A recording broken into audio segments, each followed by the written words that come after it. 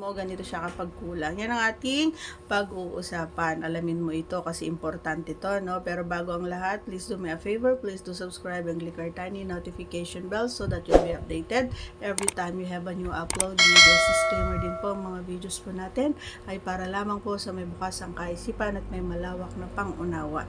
Kung wala po tayo nito, maaari na lamang pong mag-skip at mamili ng mga videos na nararapat para sa inyo.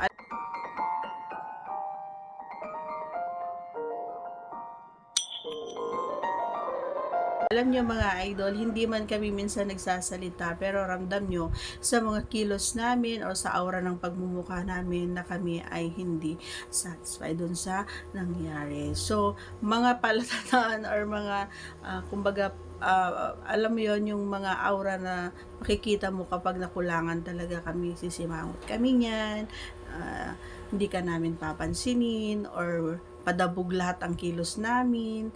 And kung alam mo yun, yung kapag mag-aaya ko ulit, ayaw na namin kasi nga nakukulangan na kami. So anong dapat mong gawin, idol, kapag napansin mo na yun na yan yung mga palatandaan na nakukulangan talaga. So kailangan nating maging aware doon sa mga kilos, yung mga ipinaparamdam ng inyong mga pareha. So ano nga ba dapat ang dapat mong gawin kapag naramdaman mo ito? So ibigay mo yung best mo, 'di ba? So gawin mo yung best mo, ibigay mo yung nararapat para sa kanya, yung alam mong mga alam mo na gustong-gusto niya na ginagawa mo, na napapa-ujol mo siya or mo talaga siya or napapakanta mo siya, yung mga ganong bagay. So ibigay mo yun sa kanya para hindi bandang huli hindi ka magsisi, 'di ba? Ang pangit kasi kapag sa bandang huli ikaw lang talaga naman yung masaya, siya wala lang, sige ka lang ng sige,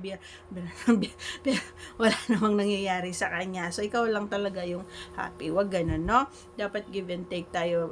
Mostly, dapat isipin nyo yung pagiging happy ng inyong kapareha, hindi yung kayo. Kasi nga, mahirap, bibihira ang mga katulad namin na kumbaga yung ibibigay yung best kapag kayo ay kulang. Kapag kami nakukulangan, bibihira yung pinapakita nila or nagpapakitang gilas. Siyempre, kapag nakukulangan talaga ako, bakit ko pa uulitin? 'Di ba? Ganun ako. So, kailangan ko yung ibigay mo yung best mo. So, that's all for today's video. Once again, if you're not yet connected, please to subscribe and click our tiny notification bell so that you'll be updated every time we have a new upload videos. Thanks for watching, everyone. See you again on our next vlog. Bye!